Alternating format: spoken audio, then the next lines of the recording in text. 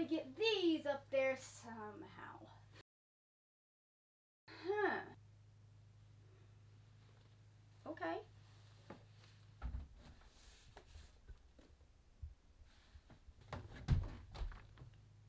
What? When did I get this? Welcome to What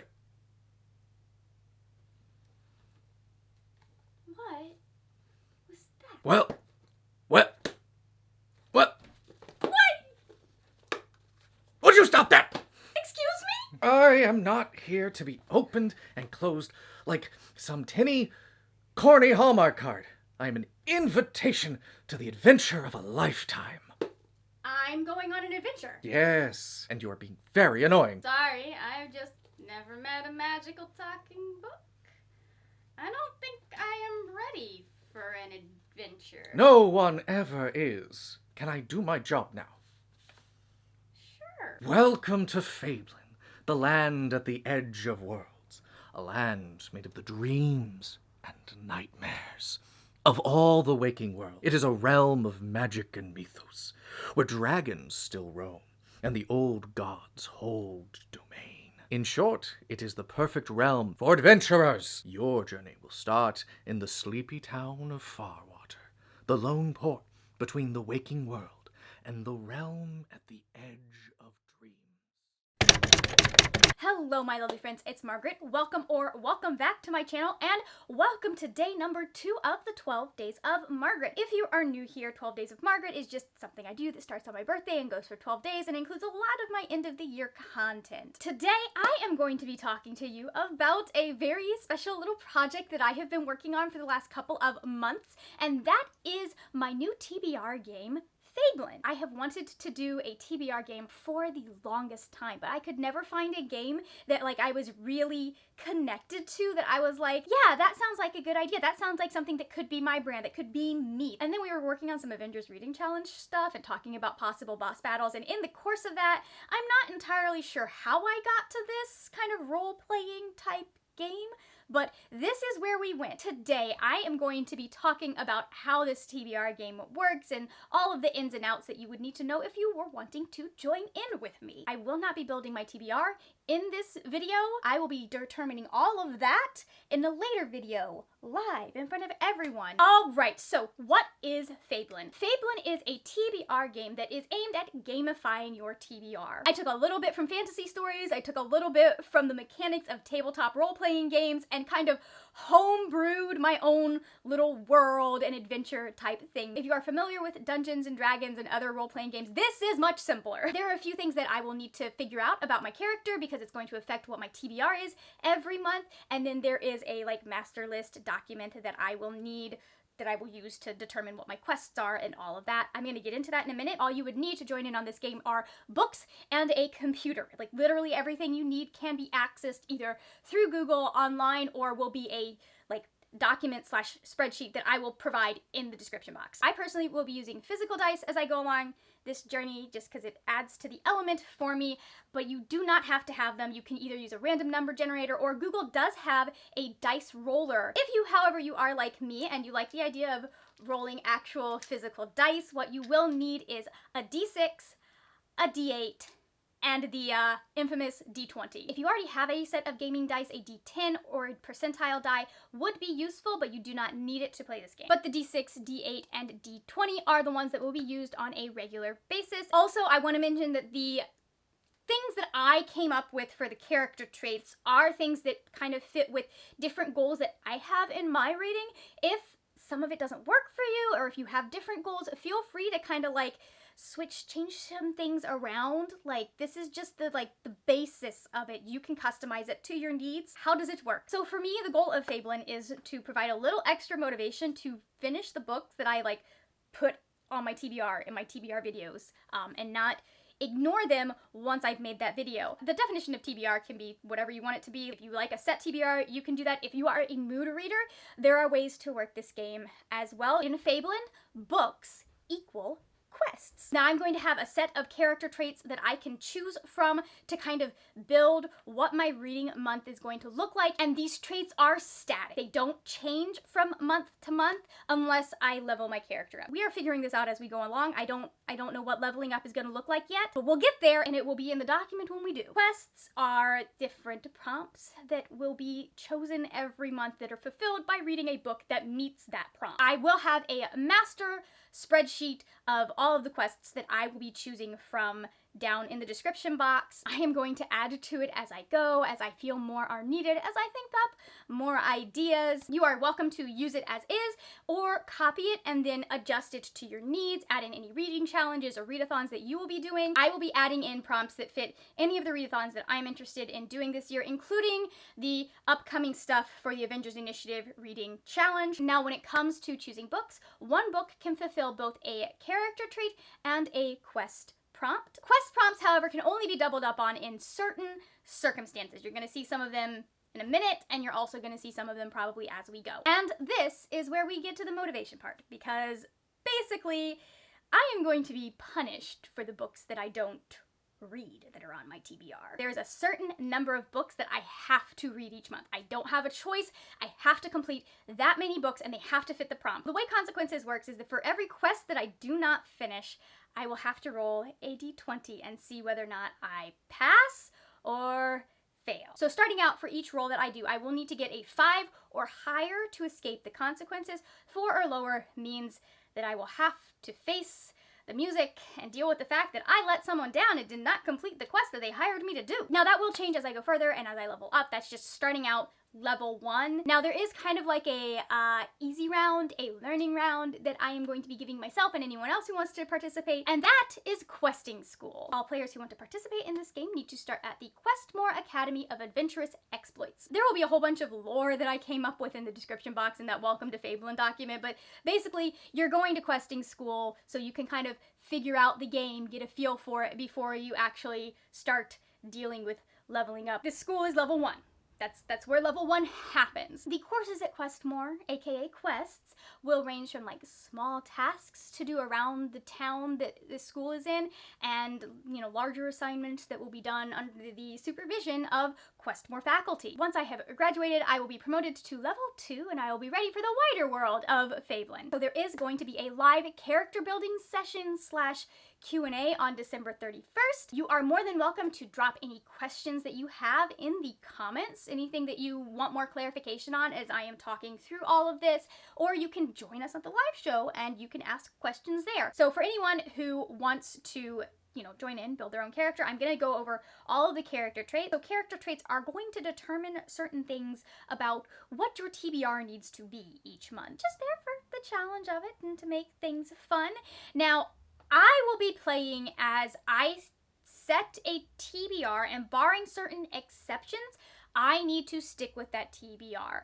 If you are a mood reader and that doesn't work for you, you can definitely just build your character and then read books that fit the different quests and character traits that you need. Like I said, this is to make me actually finish TBR. The other thing that you need to know about traits are there are 2 ways to do them. You can either have them assigned randomly by rolling dice. It will specify whether you need a d6, a d8, or a d20 for each character trait, or you can sit down and you can choose what you can build your character. Now, whichever method that you choose to truly be playing by the rules, you will need to stick with that method unless otherwise specified. There are a couple of traits that need to be chosen in a specific way. First thing that will be decided is the species of your character. The species that your adventurer is going to determine what your genre is. You don't have to have every book meet this genre, just one book. You have 6-ish choices. One of them's a little complicated. I'll walk you through that in a minute. First is obviously the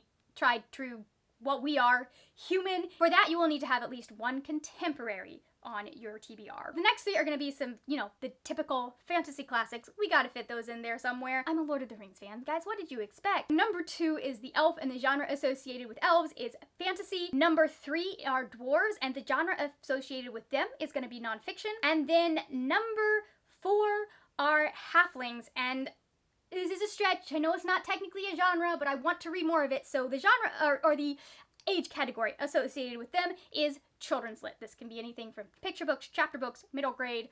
Technically it includes YA, but I'm personally not going to be including YA if I land on that because I already read a lot of it and I need to read more of the middle grade stuff. Number 5 is the Changeling, and the genre associated with that is to read a thriller or mystery. And then number 6 is going to be part human and part either elf or dwarf. The way you're going to determine that is that you are going to roll a d6, and if the number is odd, your other parent is an elf, and if the number is even, your other parent is going to be a dwarf, so either you're a half elf or a half dwarf. If you have an elf parent, you're going to be reading historical fiction, and if you have a dwarf parent, you're going to be reading science fiction. Now there are 6 of these, so obviously you're either going to put 6 in the number generator or you're going to roll a d6, a 6-sided die. The next thing that will be chosen, and arguably the most important thing, because this is what determines how many books you read, is your occupation. This is why I didn't go with just the typical D&D class system. Number 1, because 12 options or whatever is way too many. And number 2, I wanted to do like something that was more archetypal. I was also trying to limit the number of dice that you would need to buy if you wanted to buy the dice. So again, we will be rolling a d6 to determine, or I will be rolling a d6 to determine this one. Number 1 is the chosen one. You will need to complete 2 quests if you are the chosen one. Number 2 is the mage. You will need to complete 5 quests if you are a mage. Number 3 is the muscle. You will need to complete 4 quests for that one. Number 4 is the thief, and you will need to complete 3 quests a month for that one. 5 is the scholar, and the scholar has to complete 8 quests a month because they are the most bookish. And then number 6 is the healer, and the healer will need to complete 6 quests a month. If you want to get more detailed than that, if you want to like you can make this as detailed as you want, you can. This is what we are sticking with because I wanted something simple. The next thing that we will be choosing is our weapon. You can choose from the sword, the dagger, the bow, the mace, the staff, or the axe. For the weapon, if you get a sword, you need to read a new release. Something nice, shiny, sharp, fancy. If you end up with daggers, you need to read a sequel. If you end up with the bow, you will need to reread a book. The mace means that you will need to read a backlist book. Staff means to read a library book. And then the axe means you will need to read an arc. If you don't have a NetGalley account and you don't feel like doing a NetGalley account, just substitute it for a book that you were given, that you got for free. You did not have to pay for. The next thing you're going to need to determine is what magical ability you have. This you are going to use a d20. This will determine the magical ability that the adventurer has at the beginning of their journey, and the less magical ability you have, the more work you will need to put in. If you roll a 1 through a 5, you have 0 magical ability, and you will need to read a 500+ page book every month. Only one. You don't, not all of them,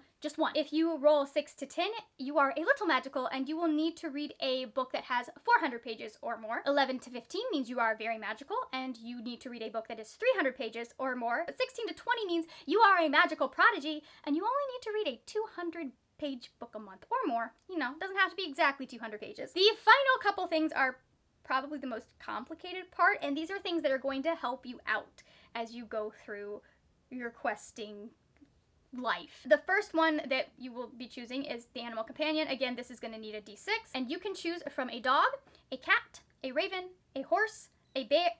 I'm out of order, but a horse, bear, or wolf. So for the dog, you get to have your dogs help should you face any consequences during the month, and you get to, in addition to rolling the usual d20 that you would roll for consequences, you also get to roll a d6 and add that to your total. If you have a cat, it is going to help you out as far as magical ability goes, and you get to subtract 50 pages from the amount that you need to hit. The raven, since they are kind of associated with like fortune telling and future sight and all of that stuff, ominous portents, ravens allow you to take, like once a month, you get to take 2 prompts out and choose between the 2 for the quest that you think, like the one that you want to complete. So you will have some control over what you are able to do. For the bear, your bear can help you cut one of your quests in half. So if you have something that's like a reading time limit, if you have something that's a page limit, something like that, you can use the bear to have that quest. The horse is going to allow you to take 2 quests and make them into 1. So basically,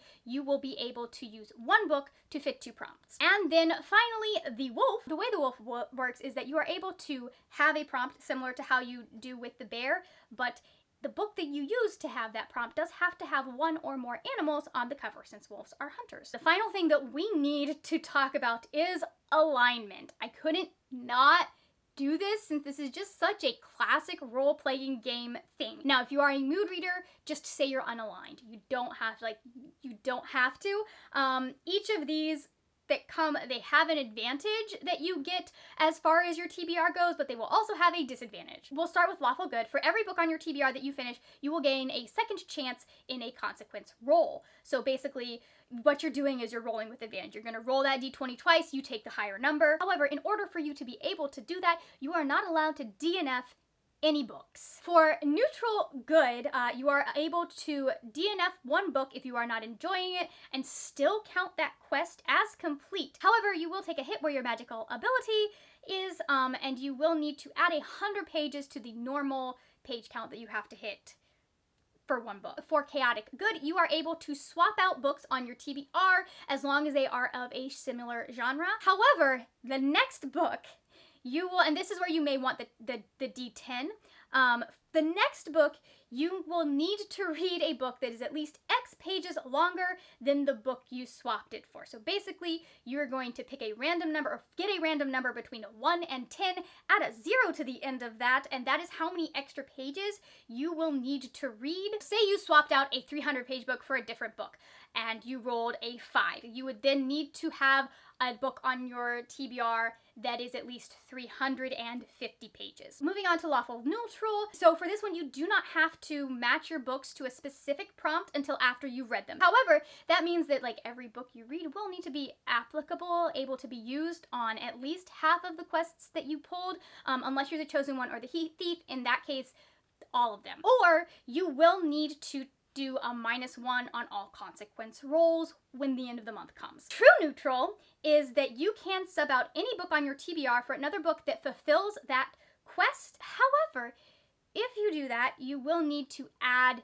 a +1 to the number that you need to hit to not face consequences. So for level 1, instead of 4 or lower leading to consequences, it would be 5 or lower leads to consequences. For chaotic neutral, you do not need to follow a set TBR. This is for my mood readers, but you do need to add 1 quest to your base quest requirement. So like if you are the healer, instead of needing to do 6, you will need to do 7. So for Lawful Evil, you can use 1 book to fulfill 2 quests. However, at the end of the month, if you do that and you're facing consequences, when you roll that d20, you will also need to roll a d6 and subtract that from whatever you rolled on the d20. Listen, there is a cost to being evil. The neutral TBR is just like, you know what, your TBR is kind of a guideline. As long as books are read, that's what matters. However, you will be rolling with disadvantage on all consequence rolls. What that basically means is that you will roll your d20 twice and you will take the lower of the 2 numbers. Okay, and then finally we have chaotic